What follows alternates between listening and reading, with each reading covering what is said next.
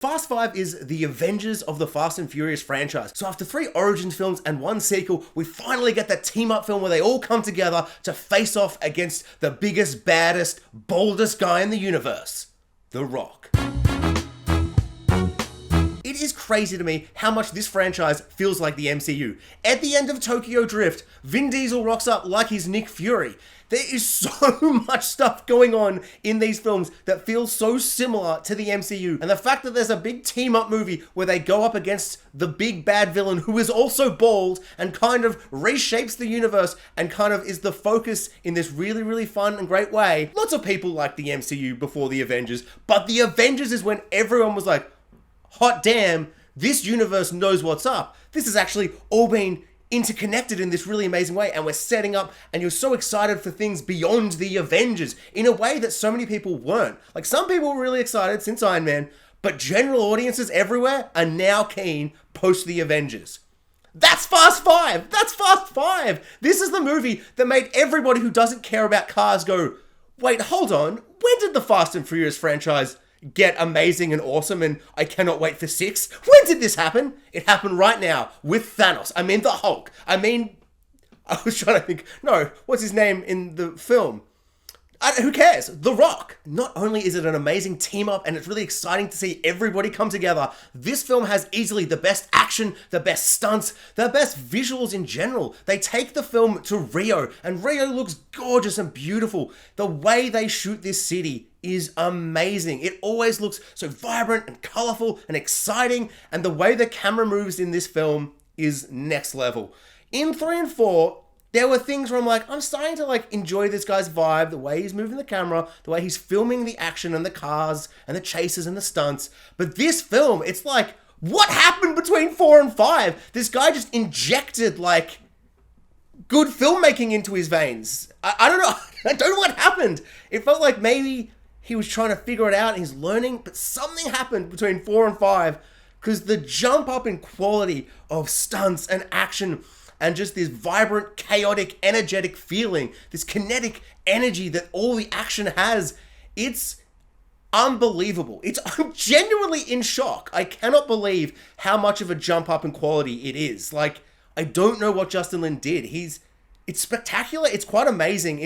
I don't know, I'm in awe. It makes me feel joy for anybody who's still trying and working out their craft as a filmmaker or writer or anything. It's like, you can go from the worst in the franchise to the best next movie. It's possible. He's proved it's possible, and it's so exciting and amazing. I absolutely love it. And it's not just that they bring in The Rock. Bringing in The Rock was amazing casting. The character's great. It's probably his best role. No, sorry. It's easily his second best role. For a second, I forgot he was in Tooth Fairy as the titular Tooth Fairy. Obviously, that's his best role. But apart from that film, this is probably his best role as Hobbs. And in this movie particularly, he just nails it. The line delivery is hilarious. It's very over the top, but it's still grounded. And it's doing that thing so perfectly where it's balancing the over the top insanity of the situation and the characters and the moments. But it's still just grounded enough where if you're wanting either or, it's kind of doing both. And this is the only film where I think it perfectly balances that.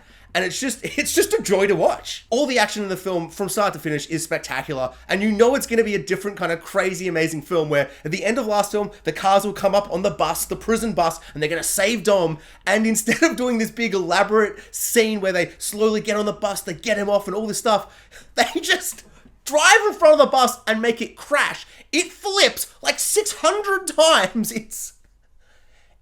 You see it and you're like, everyone's dead. Dom's dead. The driver's dead. Every other prisoner, dead. No one's surviving a crash like that. It's boom, boom, boom, boom, boom, boom. And then the next scene, the news reporter's like, miraculously, nobody died. What are you talking about? So going from that crash, it just smash cuts to the title, Fast 5, you know what you're in for, and then immediately it's like, also, in between movies, everyone became immortal. Everyone's immortal now. It's hilarious. It's amazing. It sets you up for what this franchise is going to be. So stupid. I love it so much. 2 scenes that clearly stand out are the train heist where they're getting the cars off. Just the whole way that builds up and the way they're getting the cars off. Just really inventive, really fun. And that's like some of the visual effects and CGI still don't hold up. But when you compare it to 4, It's night and day. It's beautiful. It looks amazing. And they finally got the budget to mostly kind of show and shoot what they want. Like the scope and the scale is really big, but the budget's also there. I'm sure at the time it looked flawless. It's just now, 5-10 years later, you can kind of see the seams here and there, but generally speaking, it looks great. And that leads me to the best action scene, just the best scene in general of this film and of the franchise. It is obviously the bank vault chase sequence where they take the big bank vault out, they've got it on the ropes, and they just drive through the city as 20, 30 cops chase them, and it's just carnage, destruction, mayhem. It is truly wondrous to see. It kind of feels like a Michael Bay film, but it has a different flavor about it, and it's really, really exciting. It's really, really intense. The carnage and the chaos is just insane, but it's just super, super creative, and it just looks flawless. They got a car, like, I don't know, I won't go into it, but look at the behind the scenes. They got like a car in the vault, so it's actually driving. That's why it's actually there. It's not a big CGI vault they put in later. Check out the behind the scenes. It's super interesting, super cool. If you care about any of that kind of filmmaking stuff, it's really, really, really cool. It's just a wondrous scene to behold. Hobbs in this film gets kind of some of the more intense emotional stuff. Like, I think the most powerful scene in the movie is when he's locked up, Vin Diesel, Dom Toretto, and all the guys, and they're going to prison or whatever, and he's just been, like, fighting with Dom, and Dom goes to kill him with a crowbar and doesn't, and so he's kind of reflecting on that. And then there's the ambush scene. Great action scene, because they all are. But there's this moment where all the boys, Dom and all the boys, the La Familia, come out, they kill everyone, and they save the Rock. And there's just this moment where the Rock's on the ground, looks up at Vin Diesel looks down at him, he's got the gun in his hand, and then he just puts his hand down and lifts him up, and then you've just got this big imagine this arm, but 7 times bigger, imagine this arm, but 8 times bigger, and then boom, and they lift each other up, and it's powerful, it's masculine, it's emotional, it's just awesome. It's such a great little moment. And then later on, when all the crew are like, this is suicide, we can't do the mission anymore, and then the Rock's like, I'll join you, Dom Toretto. And it's just like, yes! They were fighting for a bit, and now they're mates. My favorite trope in anything. It's so good! Also, Wonder Woman is also in this movie. I forget how many of these movies she's in. Her and Han have a bit of a chemistry romance thing, kind of. He looks at her at one point and he's like, I think I'm in love. All of that's fine and good. Roman's in this and he's funny or he's terrible. I don't know. Every single movie I'm like, that's very funny. Or I rewatch it and I'm like, he's the weakest part. I don't like him. I also like how Tej is in this one and he's like, it's me, Ludacris. And now I'm a super secret computer hacker man with spy skills. And it's like, sure, whatever. Every time a character comes into this franchise who was a different thing, but now they want them to be these super spies and all that stuff, they're just like, well, I had a life before you guys met me. I've got some secret skills. Sure. It's kind of an endearing, amazing part where you either hate it or you just kind of, I don't know, you just got to kind of embrace the fun and the nonsense and the stupidity.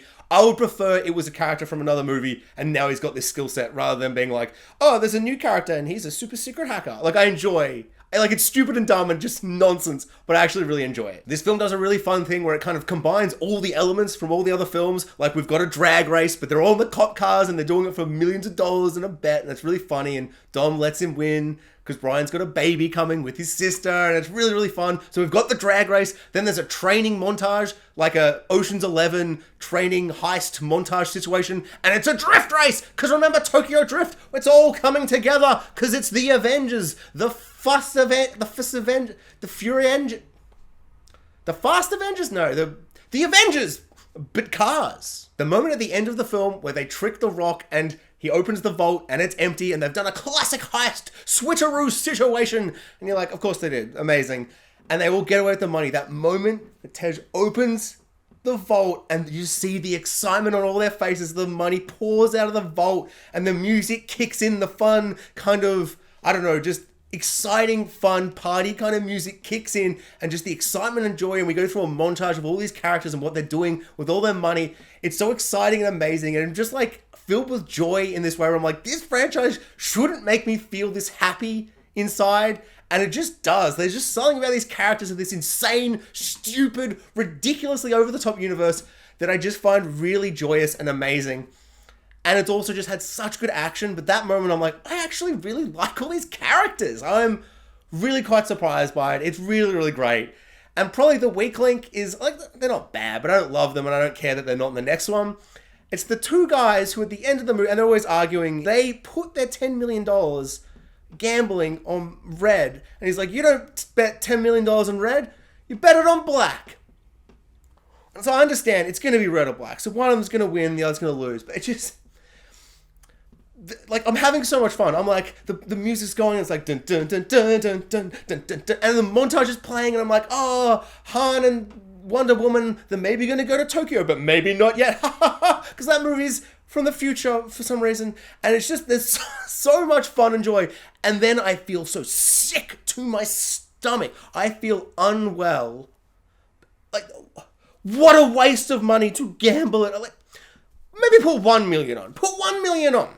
Have a bit of fun. What is 1 million to 10 million? I wouldn't do it personally.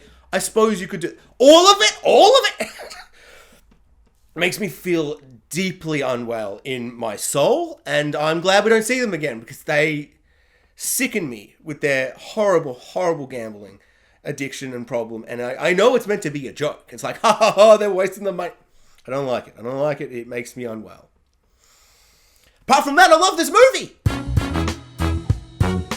Fast 5 continues my favorite tradition in the Fast and Furious franchise, and that is their insane, amazing, ridiculous, stupid, but yet so beautiful titles. The titles of these films are nonsense and insane, and they get crazier and crazier and dumber. I just love it so very much. In my headcanon, the creative team, as they're trying to figure out what to call this movie, they call up Justin Timberlake and they're like, last time you told us to drop the and then the second the because it's cleaner. What do we drop this time? We've got no more thes to drop. What do we call the 5th Fast and Furious film? And he just says, drop the Furious. It's cleaner. Is it? Is it cleaner, or is it very confusing and bizarre and insane? I mean, I love it. Don't get me wrong, I love it.